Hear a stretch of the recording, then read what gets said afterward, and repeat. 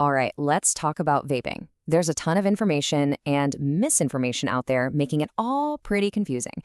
So today we're going to cut right through that cloud and get to the actual facts about youth vaping. Let's get into it. I want to start with just one number, 20. Why 20? Because just one of those popular little vape pods can pack as much addictive nicotine as an entire pack of 20 cigarettes. Think about that for a second.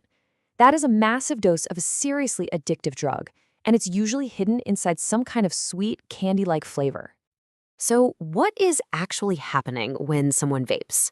We've got to get one thing straight right away. It is not just harmless water vapor. That might be one of the biggest myths, and it's a dangerous one. You know that big cloud you see? Well, that's not water vapor. It's actually an aerosol. What's the difference? Well, water vapor is just water. But an aerosol is a whole different beast. It's a mist packed with tiny chemical particles. We're talking heavy metals, flavorings, all sorts of stuff that get inhaled deep, deep into your lungs. Now, these devices come in all shapes and sizes. The ones that are super popular with young people right now are disposables. You've probably seen them, things like Elf Bar or Breeze. They're pretty cheap. They come in thousands of flavors that sound like candy or dessert, and when you're done, you just toss it. That convenience is a huge part of the appeal. Then you've got pod systems. Juul made these famous. They're rechargeable, and you just pop these little nicotine-filled pods in and out. But look at the design. It's sleek, it's high-tech, and a lot of them look almost exactly like a USB drive. And, that makes them incredibly easy to hide. And this is where it gets kind of wild. We're now seeing stealth devices. These are literally designed to be hidden in plain sight. Vapes built into the drawstrings of a hoodie, inside a working pen, or even disguised as a smartwatch.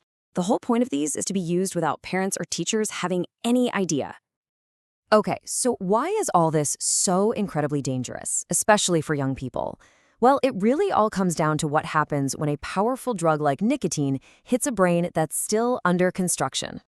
The secret weapon in a lot of these vapes is something called nicotine salts. And no, that's not the salt you put on your food. It's a chemical trick, basically. It's a form of nicotine that's been engineered to make huge, massive doses feel smooth when you inhale them. Without it, breathing in that much nicotine would be really harsh and make you cough. So these salts basically open the door for super high, super addictive levels of the drug. So, get this. Your brain continues to develop all the way until you're about 25 years old. When nicotine enters that developing brain, it's kind of like a vandal in a construction zone. It can permanently mess with the parts of your brain that are in charge of really important stuff, like your ability to pay attention, to learn new things, your memory, how you control your moods, and even your impulse control. And here's the really scary part. Because a teenager's brain is still developing, it's way more vulnerable. Addiction can happen much, much faster than it does in an adult. And once someone's hooked, trying to stop leads to withdrawal. We're talking feeling anxious, irritable, and finding it almost impossible to concentrate on anything, especially something like schoolwork. All right, let's circle back to that aerosol cloud itself, because besides nicotine, what else are you actually breathing in? This table here is really just a sample of what scientists have found. You've got heavy metals like lead and nickel that can actually break off from the heating coil inside the device. There's a flavoring chemical called diacetyl, which is linked to a serious, irreversible lung disease they call popcorn lung. And then there's acrolein, a chemical also found in weed killer, and formaldehyde. Yep, the same stuff used for embalming. These are not things you want anywhere near your lungs. And look, this danger isn't just some far-off possibility. Back in 2019, this mysterious and severe lung illness started popping up, hospitalizing and even killing young, healthy people. They ended up calling it E-volley. It was a terrifying wake-up call that inhaling these unregulated chemical cocktails can cause immediate, devastating lung damage. So that brings up a huge question, right? If vaping is so risky, why do so many young people even start? Well, it's not by accident. It's by design. I mean, just look at this chart. The numbers are staggering. Nearly 9 out of 10 young people who vape say they use flavored products, things that taste like fruit, candy, mint. Those are the #1 reason they start. The flavors do a really good job of masking the harsh chemical taste and making the whole thing seem like a harmless treat. It's really like a perfect storm.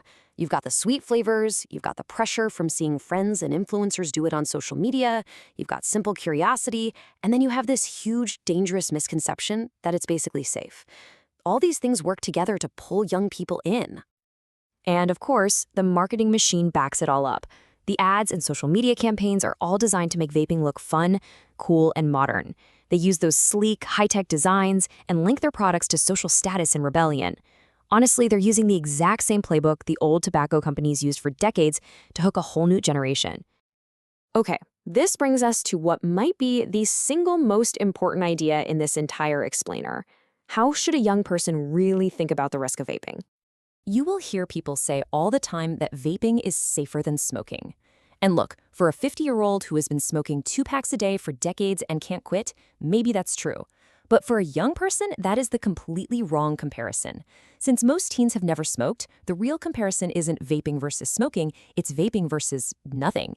It's vaping versus breathing clean air. And when you look at it that way, it's not harm reduction, it's harm introduction. And if that wasn't enough, there's the gateway effect. Study after study shows that young people who start vaping are way more likely, up to 7 times more likely, to eventually start smoking regular old-school cigarettes. It gets your brain wired for nicotine, and that makes it a much easier leap to another tobacco product. Look, the science on this is crystal clear, and all the experts are in agreement. This isn't really a debate anymore. The U.S. Surgeon General, the CDC, every major health organization you can think of has said it loud and clear, for young people, any tobacco product use, and yes, that includes e-cigarettes, is unsafe, period. So it all boils down to this one simple, powerful idea. For a non-smoker, starting to vape is not a safer choice.